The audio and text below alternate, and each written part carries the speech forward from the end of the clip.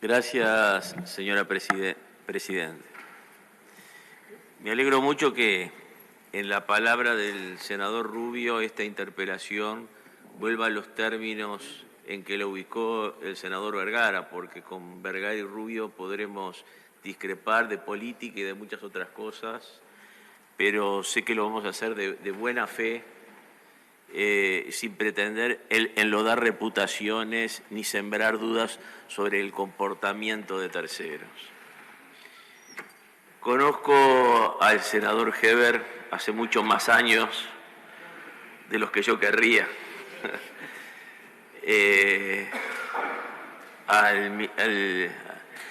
Al ministro Heber. Conozco al ministro Bustillo hace muy poco tiempo y con la subsecretaria H solo la conozco de haber protagonizado una polémica en un local educativo en el Cerrito de la Victoria. La verdad que tengo un alto concepto personal por Heber. El ministro Bustillo ha demostrado enorme solvencia profesional. Y respecto a la subsecretaria H, debo decir que si el doctor Balbi me hubiera pedido una entrevista, yo se lo hubiera dado, me parece lo más normal del mundo, y creo que no existe ninguna prueba de que haya facilitado o accedido a algún pedido indebido del doctor Balbi. Así que yo lamento que se enloden reputaciones de forma gratuita, ¿no? Pero habiendo vuelto al tema de esta interpelación, yo diría que si transformamos a Marcet y la expedición del pasaporte al señor Marcet, sobre cuya regularidad no nos vamos a poner de acuerdo. Yo debo adelantar de que entiendo que fue absolutamente regular y que si yo tenía alguna duda se me ha despejado en las intervenciones de los ministros. Yo quería estar absolutamente seguro de que no había habido ninguna aceleración del trámite, ninguna excepción indebida que pudiera poner en duda el comportamiento de la administración de este gobierno. Pero yo digo que si nos limitáramos a tratar el tema de la expedición de este pasaporte, como acudiendo un poco a Hannah Arendt, yo diría que estamos banalizando lo ocurrido. Le estamos quitando importancia a un hecho grave que sucede en el mundo y obviamente que el Uruguay no se puede sustraer del mundo, que es el avance de las organizaciones criminales dedicadas al narcotráfico. Tomás Lin, por ejemplo, decía días pasados: el país empezó con aquellos ajustes de cuenta y sin darse cuenta derivó en una realidad que hace un par de décadas jamás imaginó que le llegaría. Esto es lo que la dirigencia política, gobierno y oposición tienen que abordar cuanto antes. La ingenuidad ya no cabe. La idea de que se trata de algo que corre paralelo a la rutina diaria de los uruguayos tampoco. El narcotráfico es un negocio complicado para cualquier país. Corrompe, mata y termina degradando las instituciones y horadando la democracia. Afecta nuestras libertades básicas e instala un tipo de miedo que hasta ahora Uruguay desconocía.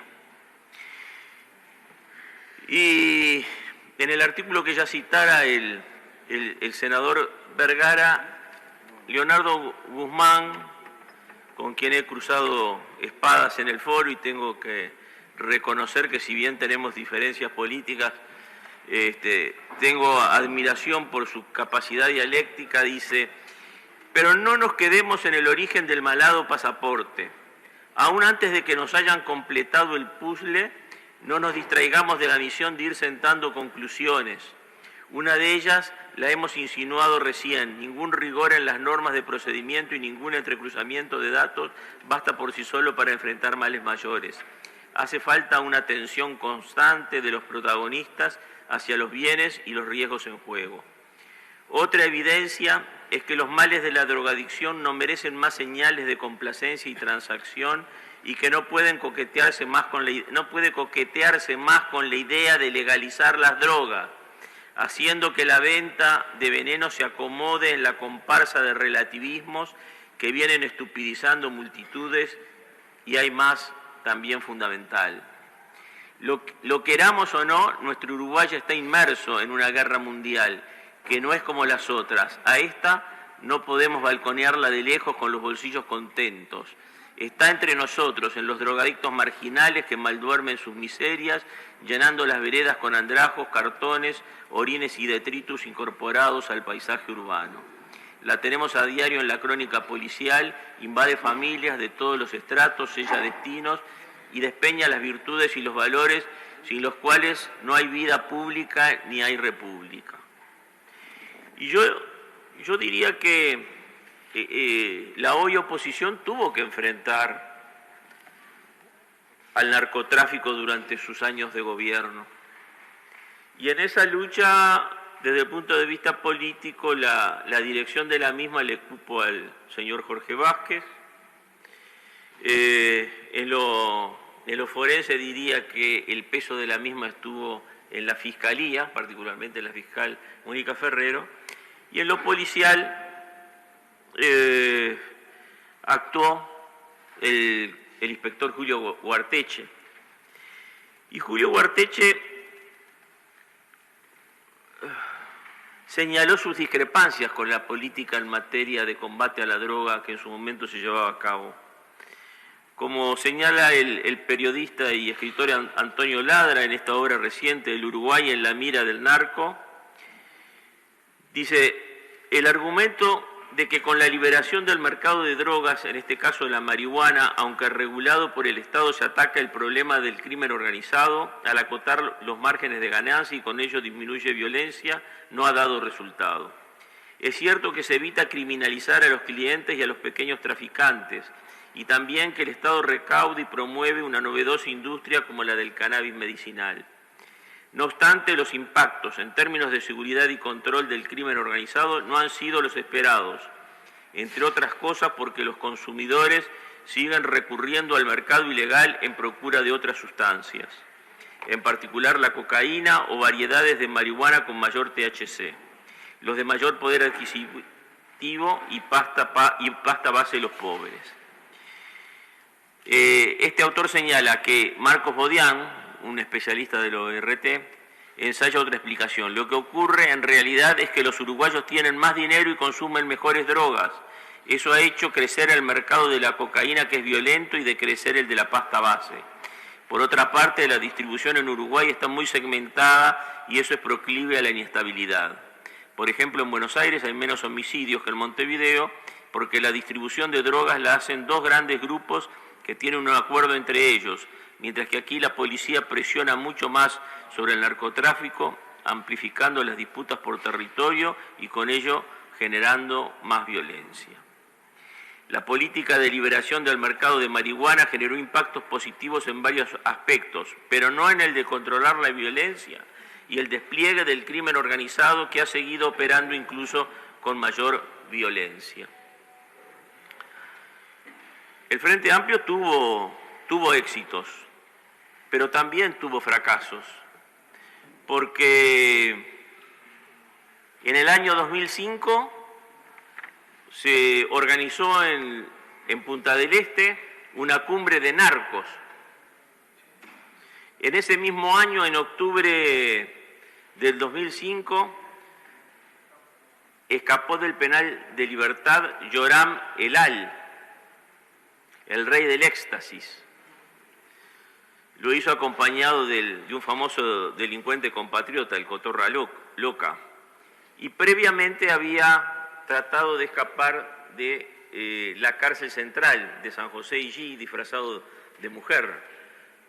No obstante, en esa circunstancia un guardia policial advirtió que caminaba extrañamente y lo detuvo. Así comenzó el gobierno del Frente Amplio, con la fuga de un conocidísimo narcotraficante que permanece prófugo hasta el día de hoy, y culmina con la fuga de Moravito que todos conocemos.